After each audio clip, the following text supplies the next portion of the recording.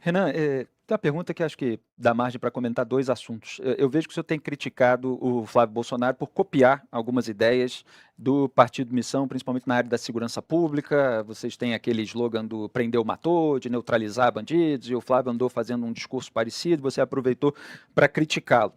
E a minha pergunta sobre a área econômica, a área fiscal também, aliás, tem uma controvérsia aí nas redes sociais de um vídeo do Nicolas Ferreira respondendo sobre a área fiscal e falando sobre fiscalização, etc. Mas eu vi o plano de governo do Partido Missão, que foi apresentado ao Tribunal Superior Eleitoral, e vi ali uma proposta de economia de 1,1 trilhão, de 1 trilhão e 100 bilhões de reais. E eu me lembrei automaticamente da promessa do Paulo Guedes de economizar 1 trilhão de reais, e ao longo do governo de Jair Bolsonaro ele foi criticado várias vezes por não cumprir essa promessa. Chegaram no governo, perceberam que eram só 89 bilhões de reais em imóveis, porque o plano era da desestatização, da venda de imóveis da União, da reforma da Previdência. Quer dizer, em que o seu plano de economizar 1 trilhão e pouco, esse pouco que é muito, 100 bilhões de reais, difere do plano do Paulo Guedes? Porque há um plano. O Paulo Guedes nunca especificou qual o plano para fazer essa redução de gasto. Primeiro, ajuste fiscal é só na área da despesa. Nós podemos fazer um ajuste fiscal pesado na área da despesa.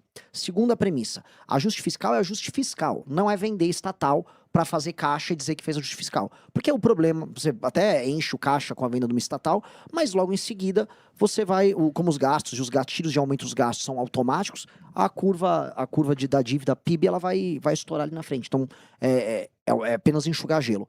Nós propomos uma série de coisas que são, inclusive, do número de polêmicas, são impopulares, mas que vão precisar ser feitas. Desindexação do aumento do BPC e da aposentadoria por via do aumento do salário mínimo, ou seja, no mundo inteiro não se faz assim. No mundo inteiro é um reajuste de acordo com a inflação, e se o presidente quiser, vou dar um reajuste real. Vou dar um reajuste real para os aposentados, tá? E aí depois ajusta de acordo com a inflação. No Brasil aumenta via salário mínimo. E as pessoas acham, mas isso é muito bom. O problema é que isso gera aumento da despesa, que gera aumento dos juros, que gera no fim do dia também impostos mais altos. Ou seja, você dá com uma mão e você tira do aposentado com a outra. É apenas enganação. Segunda coisa, desvinculação dos gastos de saúde e educação. Eles aumentam conforme a receita, e aí às vezes você precisa investir em infraestrutura e você não tem dinheiro para investir em infraestrutura. Tem muito município que precisa fazer água e esgoto, mas ele é obrigado a gastar só com educação aquele valor, mesmo tendo uma estrutura escolar já bem montada. Isso precisa ser alterado. Isso mexe na questão fiscal. Inúmeras renúncias fiscais na casa das centenas de bilhões, que muitas vão precisar ser revistas. Só uma empresa, a Honda, lá na Zona Franca de Manaus, tem uma renúncia fiscal anual de 16 bilhões. Só uma. Tô falando uma empresa. Tá? Pra gente pegar o tamanho do rombo que a gente tem aí. Tem os privilégios no alto funcionalismo que precisam ser alterados e que também vão incidir sobre os estados. Ou seja, essas são medidas concretas. Alguém vai falar que é popular, alguém vai falar que é impopular, mas o Paulo Guedes nunca apresentou. Vou fazer especificamente essas medidas. A gente está propondo. E fora uma nova reforma da Previdência, que a que ele fez no governo dele foi cheia de buraco, foi cheia de exceção. Então nós vamos ter que rever essas exceções, porque aí a gente consegue aquele 1,1 tri nos primeiros anos, e em 10 anos, uma reforma dessas, ela busca uma economia na casa dos 3,3 trilhões de reais. E aí, com isso, juros caem e imposto cai. É uma questão prática, fora que você tem um efeito muito positivo sobre o PIB. Então, esta é uma revolução que salva o Brasil. Esta é a mãe das reformas fiscais. O Nicolas não entendeu, até você fez um comentário muito bom. O deputado federal Nicolas acha que uma reforma fiscal significa colocar fiscais que ficam reformando coisas. Ele não entendeu, ele acha que é sobre fiscalização. Mas a reforma fiscal é basicamente como a gente vai cuidar do nosso orçamento, da entrada e saída de recursos. E só um detalhe, um gancho dessa pergunta, em relação à desestatização, a proposta é privatizar estatais, quais estatais? Porque o Romeu Zema, ex-governador de Minas Gerais, pré-candidato do Partido Novo, ele tem uma promessa aí ampla de privatizações. O que o senhor acha disso? Ele deveria ter começado por Minas Gerais, quando foi governador, mas dito isso, eu não acredito que reforma fiscal e privatização são a mesma coisa. Você tem que fazer o ajuste nas suas contas. É como se fosse uma família que está em casa, a família está endividada. Em vez de reduzir os gastos da família, ela começa a vender a televisão, começa a vender o carro, começa a vender... Não, não, não, não. Se a desestatização, privatização é necessária, é para melhor atender o consumidor num determinado setor. Correios é um exemplo óbvio do que eu privatizaria. Agora, é estratégico hoje vender a Petrobras? Eu jamais venderia a Petrobras por uma questão de caixa. E dois, vender hoje a Petrobras no mercado de petróleo mundial que está altamente em crise por conta de conflitos geopolíticos significa tornar o Brasil ainda mais vulnerável. E dois, é entregar uma empresa estatal brasileira para estatal chinesa ou para estatal saudita, Aramco.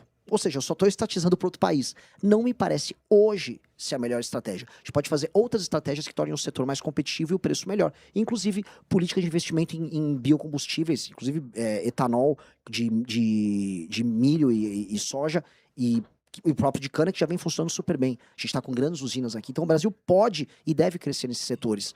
Mas privatização é sobre melhorar o ambiente regulatório e melhorar o atendimento, não política fiscal. Porque isso, como eu disse, é o lance da família que está quebrada e começa a vender as coisas para poder sobreviver. E só um complemento, explica pra gente que slogan é esse de prendeu, matou, que o MBL utiliza nas redes sociais. Foi uma coisa completamente espontânea. Foi espontâneo. Houve um assassinato famoso de um ciclista na frente do Parque do Povo, aqui em São Paulo. E eu gravei um vídeo, eu estava ao vivo numa live, e eu estava assistindo e eu fiquei indignado. Eu falei, olha, o que eu vou fazer com um cara que, após roubar o celular desse rapaz, ele toma uma decisão racional de, ok, agora eu vou matá-lo. Ou eu prendo ou eu mato, porque tinha toda aquela discussão que ela tomou a mídia nos últimos 20, 30 anos sobre, não, mas vamos recuperar. Não é sobre recuperar. Um cara que fez isso, ele é a maldade expressa na Terra. Eu prendo ou mato, não existe outra opção. E aí, a internet começou a falar, prendeu, matou, é a resposta para o crime organizado, no que foi imitado com muito carisma pelo senhor Flávio Bolsonaro, como prendeu, neutralizou. Né? E fiquei muito, muito impactado com o carisma do rapaz. Mas o que isso significa? Significa matar em conflito com o bandido? Significa defesa da pena de morte depois de um processo judicial? Exatamente qual seria o processo? Significa que se você é um bandido que comete crimes violentos, o papel do Estado, ele pode derivar para dois caminhos. Um, ele te prende. Então, se você se entregou, você será preso, vai contar com o devido processo legal. Se você reagiu, você será morto. Não há um terceiro caminho. Não há um terceiro caminho. Não, eu vou fazer agora uma oficina de hip hop com ele para ajudar a reeducá-lo. Não, a cadeia será um instrumento agora de readequá-lo. Se você é um bandido violento, só existem dois caminhos. E não tem que haver um terceiro. A questão é que o direito penal brasileiro e o sentimento de culpa que o legislador brasileiro ficou após o período da ditadura militar fez todo mundo ter medo de falar em tratar bandido como bandido. Então, o prendeu, matou olha, no meu governo, o foco com o bandido violento é muito claro. Ou prendeu ele, ou matou ele. Não é uma sequência lógica do tipo, eu vou prender ele e depois matá-lo. Ainda que eu acho que a gente tem que trazer uma discussão sobre pena de morte, não no início de governo, porque demanda constituinte, mas é uma discussão que reorienta a cabeça do legislador e do executivo. Olha, é um bandido violento, ou você vai ser preso ou vai ser morto, não tem uma terceira opção. Mas o senhor não tem uma posição firmada sobre pena de morte? Eu acho que é necessário ter pena de morte, sim. Agora, eu acho também que... Para alguns casos? Para alguns casos, crimes violentos, hediondos e incontestes, quando não há mais nenhuma discussão sobre a autoria. Então, olha, não há discussão sobre a autoria de um crime violento, excepcional, de um estuprador de crianças. Esse estuprador de crianças já foi demonstrado que ele estuprou as crianças, ele cometeu esse crime hediondo. Não acho que o Estado tem que ter um papel de recuperá-lo. Não há, apenas um dispêndio de energia por parte do Estado e a sensação de justiça perante toda a sociedade passa a se tornar plena. Agora, a dificuldade disso é que você precisa de uma constituinte. Não é nem uma PEC, não é uma alteração na Constituição, é literalmente uma constituinte para fazer tudo do zero. E eu acho que nós temos etapas para tocar as coisas. Diogo da Luz. Falando ainda da segurança, eu acho que essa questão da gente sair de casa com receio de perder a vida por causa de um celular é terrível, sem dúvida. E muitas pessoas perdem, como foi o caso do Vitor no Parque do Povo. Mas eu acho que tem um problema mais abrangente que está crescendo demais no Brasil, que é as facções criminosas tomando conta do território das grandes cidades. Era só no Rio de Janeiro 20 anos atrás. Agora no Rio de Janeiro, é Manaus, é Belém, muitas outras cidades, está chegando em São Paulo também. E a gente vê que tem dezenas de milhões de brasileiros que vivem sob a lei, não do Brasil, mas sim sob a lei do crime. Como resolver isso? Esse é um diagnóstico que a gente vem fazendo e falando que esse é o principal problema brasileiro. Inclusive, o maior problema é a democracia brasileira. A partir do momento que a gente não controla o próprio território, a gente não tem processo democrático. A gente não tem Estado de Direito. A base da democracia é o Estado democrático de direito. Uma cidade como Santa Quitéria, no Ceará, que pertence ao Comando Vermelho, ela não tem Estado democrático de direito. Ela tem uma lei paralela. A questão que chegou em São Paulo, por exemplo, a Baixada Santista já é inteira do PCC. E eles fazem um tipo de dominância nessa região muito similar à dominância que o Comando Vermelho exerce nos morros. Isto pressupõe uma resposta no formato de guerra. E o formato de guerra que a gente diz é a implementação do direito penal do inimigo e o uso de todo o aparato repressivo do Estado para retomar nosso território. Isso faz parte de uma constatação. O Brasil tem ou não tem territórios controlados pelo crime? Se o Brasil acha que não tem, o que eu estou propondo não faz sentido.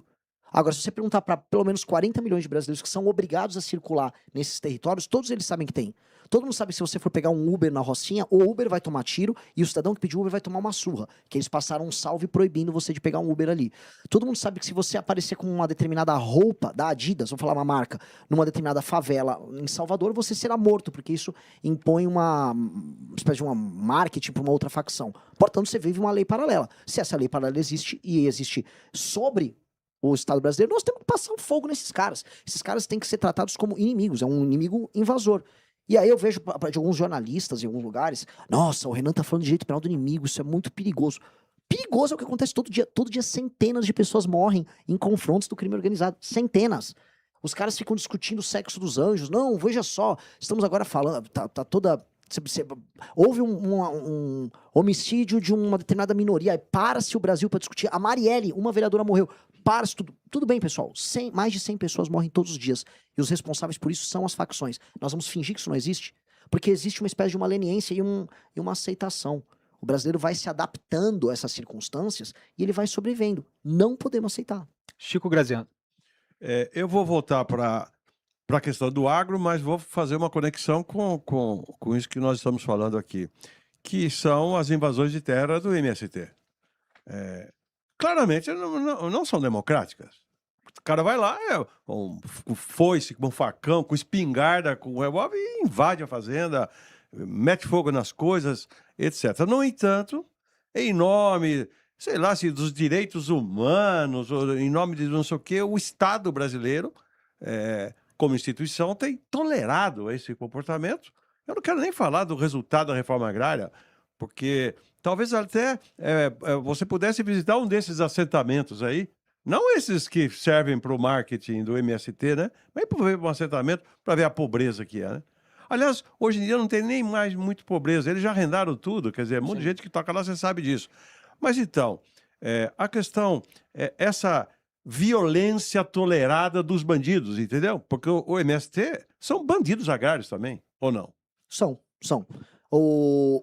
Você citou o ponto primeiro da produtividade, porque a gente já tem anos de assentamentos que aconteceram desde os anos 90 para cá, e hoje já é auferível a produtividade deles, e ela é muito, assim, inúmeras vezes menos produtiva do que qualquer produtividade, qualquer propriedade, seja grande ou pequena. É incomparável a produtividade. Então, é um modelo falido.